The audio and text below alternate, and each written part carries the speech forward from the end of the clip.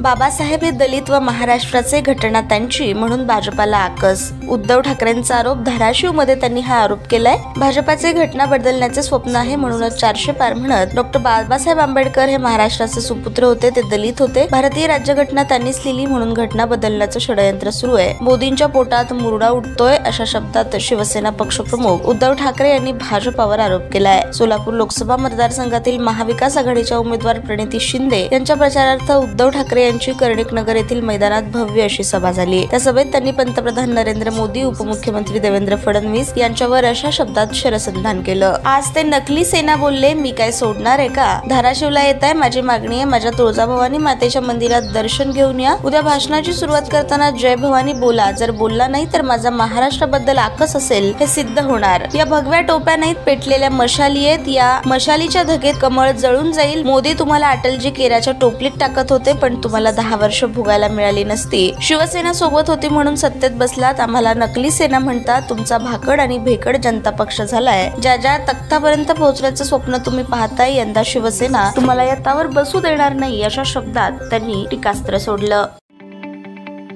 ताज्या बातम्या पाहण्यासाठी प्राईम महाराष्ट्र न्यूज चॅनलला सबस्क्राईब करा।